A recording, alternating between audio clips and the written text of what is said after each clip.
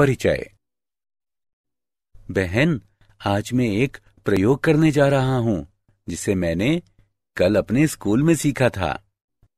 बहुत अच्छा, मैं प्रयोग देखना चाहूंगी। हाँ बिल्कुल, हम एक द्रव का तापमान मापने जा रहे हैं। हमें गर्म पानी के एक फ्लास्क और एक थर्मामीटर की जरूरत है। पहले हम थर्मामीटर को गिलास में डुबोते हैं। उसके बाद हम पानी के सही तापमान को मापते हैं। भैया, यह थर्मामीटर कैसे कार्य करता है? सुनो, थर्मामीटर के अंदर पारा होता है। जब हम थर्मामीटर को गर्म पानी में रखते हैं तो पानी की ऊष्मा से पारे में प्रसार होता है। पारा जिस बिंदु पर रुक जाता है वह बिंदु पानी के तापमान को इंगित करता है। बड़ा रोचक है और मैं इसके बारे में और अधिक जानना चाहती हूँ। छात्रों, आज हम द्रव्य के तापीय गुणधर्मों के बारे में और अधिक अध्ययन करेंगे। उद्देश्य। पाठ के अंत में आप निम्न करने में सक्षम हो जाएंगे। तापमान और ऊष्मा को परिभाषित करना, तापमान को मापना, आदर्श गैस समीकरण और परम ताप का विश्लेषण करना, तापीय प्रसार की गणना करना, विशिष्ट ऊष्मा धारिता का मूल्यांकन करना, कैलोरी मिति को परिभाषित करना, अवस्था परिवर्तन को समझना, ऊष्मा स्थानांतरण को जानना, किसी पदार्थ की तापीय चालकता की गणना करना, न्यूटन के शीतलन नियम को परिभाषित करना, तापमान और ऊष्मा। एक पिंड के तापमान को पिंड की गर्माहट या ठंड की कोटि के रूप में परिभाषित किया जाता है। इसका SI मात्रक केल्विन है और सामान्यतः तापमान के मात्रक के लिए डिग्री सेल्सियस का प्रयोग किया जाता है। ऊष्मा ऊर्जा का एक रूप है जिससे गर्माहट की अनुभूति होती है। इसका SI मात्रक जूल है और आमतौर पर मात्रक के लिए कैलोरी का उपयोग किया जाता है। 1 कैलोरी बराबर 4.184 जूल। इसका विमीय सूत्र ml² T⁻⁻²। तापमान का मापन। किसी पिंड के तापमान को मापने के लिए जिस उपकरण का उपयोग किया जाता है उसे थर्मामीटर कहते हैं। थर्मामीटर को विभिन्न पैमानों पर डिजाइन किया जाता है जो इस प्रकार है: सेल्सियस पैमाना, फ़ारेनहाइट पैमाना, केल्विन पैमाना और र्यूमर पैमाना। जल के क्वथनांक को ऊपरी नियत बिंदु कहते हैं। जल के हिमांक को निचला नियत बिंदु कहते हैं। विचार करें कि किसी पिंड का सेल्सियस पैमाने पर तापमान C हो और फ़ारेनहाइट पैमाने पर तापमान F हो तो C/100 बराबर F-32/180। उदाहरण: एक नए डिजाइन के थर्मामीटर में निचला नियत बिंदु और ऊपरी नियत बिंदु क्रमशः 5 डिग्री और 95 डिग्री होता है। 50 डिग्री सेल्सियस के संगत इस पैमाने पर तापमान की गणना करें। आइए हल देखें। मान लें कि 50 डिग्री सेल्सियस के संगत पैमाने पर तापमान थीटा है, तो θ-5/95 बराबर C/100। सरल करने पर हम प्राप्त करते हैं θ-5/90 बराबर 50/100, अतः थीटा बराबर 50 डिग्री। इस प्रकार डिजाइन किए गए थर्मामीटर के पैमाने पर अभीष्ट तापमान 50 डिग्री है। आदर्श गैस समीकरण और परम ताप। निम्न घनत्वों पर सभी गैसें एक समान प्रसार व्यवहार प्रदर्शित करती हैं। चूंकि PV बराबर नियतांक और V/T बराबर नियतांक, तो PV/T भी नियतांक है। इस संबंध को आदर्श गैस नियम के नाम से जाना जाता है।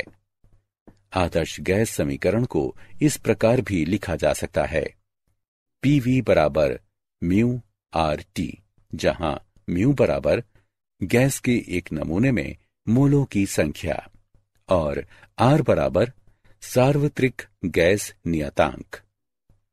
नियतांक आयतन गैस थर्मामीटर में तापमान दाब के पदों में पढ़ा जाता है।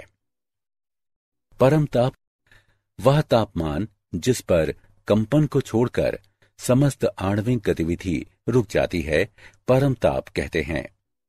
यह अत्यधिक निम्न तापमानों पर गैसों के व्यवहार से गणनाओं और प्रेक्षणों द्वारा प्राप्त एक सैद्धांतिक मान है। परम ताप को घटा 273 डिग्री सेल्सियस के बराबर माना जाता है। तापीय प्रसार। तापीय प्रसार को एक ऐसी प्रक्रिया के रूप में परिभाषित किया जाता है जिसमें कोई पदार्थ गर्म करने पर फैलता है। तापीय प्रसार के निम्न प्रकार हैं। रेखीय प्रसार। प्रसार के इस प्रकार में पदार्थ केवल एक ही दिशा में फैलता है, अर्थात लंबाई में। क्षेत्रीय प्रसार।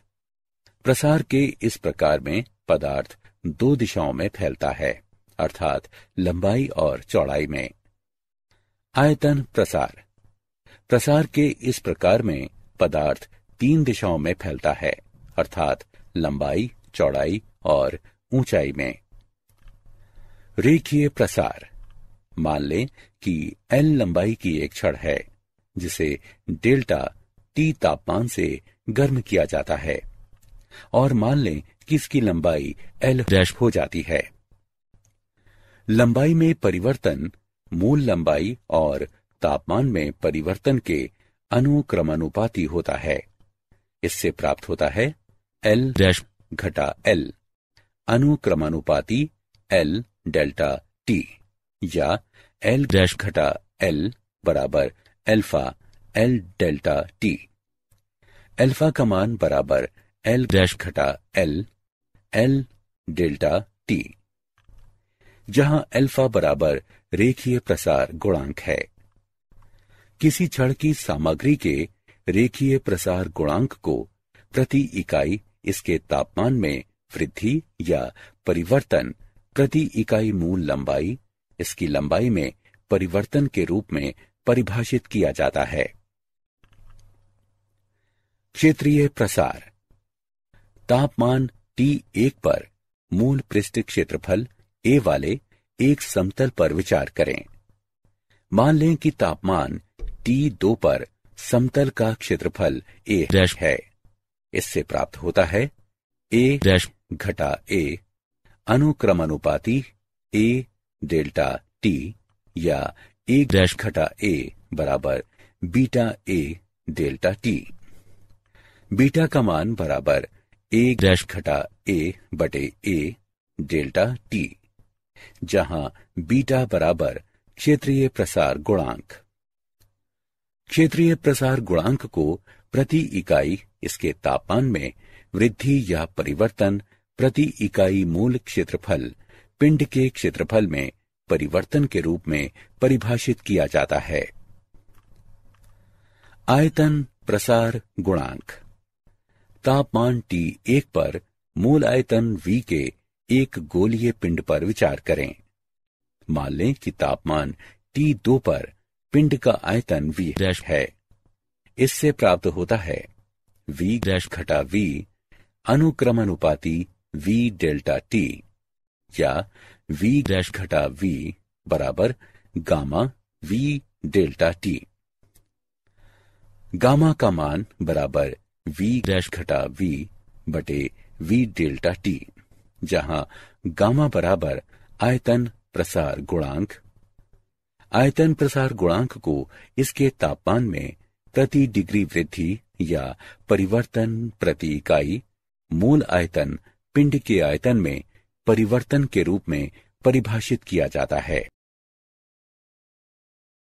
विशिष्ट ऊष्मा धारिता। किसी पदार्थ की विशिष्ट ऊष्मा को इसके इकाई द्रव्यमान के तापमान को 1 डिग्री सेल्सियस बढ़ाने के लिए आवश्यक ऊष्मा की मात्रा के रूप में परिभाषित किया जाता है। इसे C से निरूपित करते हैं। इसका SI मात्रक जूल प्रति किलोग्राम प्रति केल्विन है। इसका विमीय सूत्र m to the power 0 L squared T to the power -2 K to the power -1। m द्रव्यमान वाले किसी पदार्थ के तापमान को डेल्टा T तक बढ़ाने के लिए इसे दी गई ऊष्मा की मात्रा है H बराबर mc डेल्टा T, जहां H बराबर आवश्यक ऊष्मा की मात्रा और C बराबर पिंड की विशिष्ट ऊष्मा। कैलोरीमिति ये वो विधि है जिसमें किसी पिंड द्वारा अवशोषित या मुक्त की गई ऊष्मा की मात्रा को मापा जाता है। उसे कैलोरीमिति कहते हैं। ऊष्मा की हानि या अर्जित की गई ऊष्मा बराबर ms थीटा, जहां m बराबर द्रव्यमान, s बराबर सामग्री की विशिष्ट ऊष्मा और थीटा बराबर तापमान में परिवर्तन। कैलोरीमिति ऊर्जा संरक्षण के सिद्धांत पर आधारित है। इसके अनुसार गर्म पिंडों द्वारा मुक्त की गई ऊष्मा ठंडे पिंडों द्वारा अर्जित की गई ऊष्मा के बराबर होती है।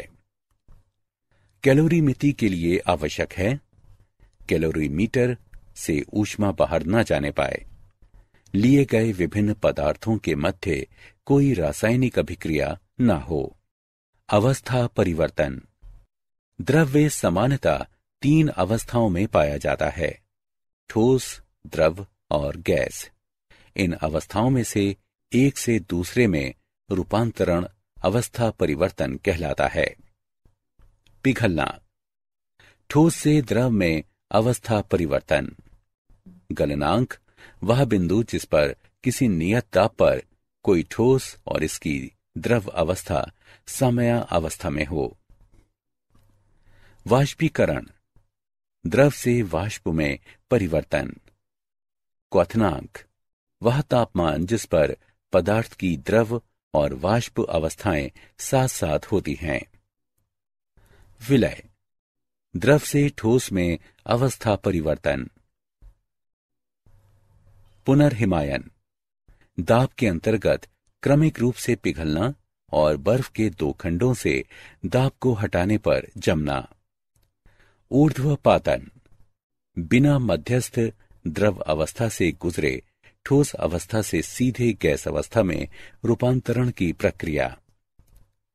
गुप्त ऊष्मा, अवस्था परिवर्तन के दौरान किसी पदार्थ द्वारा अवशोषित या मुक्त की गई ऊष्मा की मात्रा, जैसे कि नियत तापमान एवं दाब पर बर्फ का जल में बदलना। ऊष्मा स्थानांतरण, ऊष्मा 3 तरह से संचरित हो सकती है, चालन द्वारा, संवहन द्वारा, विकिरण द्वारा। चालन, किसी ठोस पदार्थ के एक सिरे से दूसरे सिरे तक घटक कणों की वास्तविक गति के बिना ऊष्मा स्थानांतरण। संवहन, घटक कणों की वास्तविक गति से ऊष्मा उच्च तापमान वाले क्षेत्र से निम्न तापमान वाले क्षेत्र की ओर स्थानांतरित होती है। विकिरण, ऊष्मा उच्च तापमान वाले एक पिंड से निम्न तापमान वाले एक दूसरे पिंड तक उनके बीच किसी प्रत्यक्ष संपर्क के बिना स्थानांतरित होती है। किसी पदार्थ की तापीय चालकता किसी ठोस के उच्च तापमान से निम्न तापमान की ओर स्थानांतरित ऊष्मा की मात्रा इसके पृष्ठों के अनुप्रस्थ क्षेत्रफल, दोनों पृष्ठों के मध्य तापांतर, समय के अनुक्रमानुपाती और दोनों पृष्ठों के मध्य की दूरी के व्युत्क्रमानुपाती होती है। इससे प्राप्त होता है Q बराबर KA T1 घटा T2 T बटे D, जहां K एक समानुपाती नियतांक है और इसे पदार्थ की सामग्री का तापीय चालकता गुणांक कहते हैं। किसी पदार्थ के तापीय चालकता गुणांक को एकांक समय में उस पदार्थ के एकांक घन के एक पृष्ठ से इसके विपरीत पृष्ठ की ओर स्थानांतरित ऊष्मा की मात्रा के रूप में परिभाषित किया जा सकता है जब इन दोनों पृष्ठों का तापांतर एकांक हो। उदाहरण, आइए तापीय चालकता का एक उदाहरण लेते हैं। बराबर लंबाई की दो छड़ें A और B हैं। प्रत्येक छड़ के सिरों का तापमान T1 और T2 है। क्या शर्त है कि छड़ों A और B से ऊष्मा के प्रवाह की दरें बराबर हो जाएं? आइए हल देखें। दिया है L1 बराबर L2। क्योंकि छड़ों से ऊष्मा के प्रवाह की दरें बराबर हैं, इसलिए डेल्टा Q1 बटे डेल्टा T बराबर डेल्टा Q2 बटे डेल्टा T। व्यंजक को हल करने पर हमें प्राप्त होता है A1 बटे A2 बराबर L1 बटे L2 गुणा K2 बटे K1। अतः A1 बटे A2 बराबर K2 बटे K1। इस प्रकार दोनों छड़ों का अनुप्रस्थीय क्षेत्रफल उनकी तापीय चालकताओं के व्युत्क्रमानुपाती होना चाहिए। न्यूटन का शीतलन नियम। इसके अनुसार एक पिंड के शीतलन की दर पिंड के तापांतर और परिवेश के अनुक्रमानुपाती होती है। शीतलन की दर अनुक्रमानुपाती T घटा T0। यह नियम वैध है जब तापांतर बहुत अधिक ना हो। आइए उपपत्ति देखें। विचार करें कि तापमान T पर एक पिंड T0 तापमान वाले परिवेश में है, तो पिंड द्वारा प्रति सेकंड उत्सर्जित ऊर्जा है E बराबर सिग्मा अवयव है A T घटा T0 गुणा T जमा T0 गुणा T वर्ग जमा T0 वर्ग। चूंकि T0 के अत्यंत निकट है, अतः E अनुक्रमानुपाती T घटा T0 है। शीतलन की दर अनुक्रमानुपाती T घटा T0 है। यही न्यूटन का शीतलन नियम है। क्या आप जानते हैं, कैलोरीमिति वह विज्ञान है जो परिवेश के साथ विनिमय की गई ऊष्मा को मापकर किसी निकाय की ऊर्जा में परिवर्तनों का निर्धारण करती है। एक आदर्श गैस के लिए आयतन तापीय प्रसार प्रक्रिया के उस प्रकार पर निर्भर करता है जिसमें तापमान बदलता है। दो ज्ञात दशाएं हैं, समदाबी परिवर्तन जहां दाब को नियत रखा जाता है, और रुद्धोष्म परिवर्तन जहां कोई कार्य नहीं किया जाता और एंट्रोपी में कोई परिवर्तन नहीं होता है। अलग अलग तापमान वाले परिवेश में रखी कुछ तापमान वाली एक वस्तु के ताप परिवर्तन को स्वरूप देने के लिए न्यूटन के शीतलन नियम का प्रयोग किया जाता है। सारांश। आइए हमने जो कुछ सीखा है उसे संक्षेप में दोहराएं। किसी पिंड का तापमान मापने के लिए जिस उपकरण का प्रयोग किया जाता है उसे थर्मामीटर कहते हैं। तापीय प्रसार को एक ऐसी प्रक्रिया के रूप में परिभाषित किया जाता है जिसमें कोई पदार्थ गर्म करने पर फैलता है। किसी पिंड के ऊष्माधारिता को पूरे पिंड के तापमान को 1 डिग्री सेल्सियस बढ़ाने के लिए आवश्यक ऊर्जा की मात्रा के रूप में परिभाषित किया जाता है। कैलोरीमिति ऊर्जा संरक्षण के सिद्धांत पर आधारित है, जिसमें गर्म पिंडों द्वारा ऊष्मा की हानि ठंडे पिंडों द्वारा अर्जित ऊष्मा के बराबर होती है। अणुओं का अपने समीपवर्ती अणु के साथ संघट्ट द्वारा ऊष्मा का स्थानांतरण चालन कहलाता है। संवहन ऊष्मा स्थानांतरण का एक ऐसा तरीका है जिसमें अणु ऊष्मा को स्थानांतरित करने के लिए एक स्थान से दूसरे स्थान तक गति करते हैं। विकिरण ऊष्मा स्थानांतरण का सबसे त्वरित तरीका है जिसमें किसी माध्यम की आवश्यकता नहीं होती। न्यूटन के शीतलन नियम के अनुसार एक पिंड द्वारा ऊष्मा हानि की दर परिवेश से तापांतर के अनुक्रमानुपाती होती है।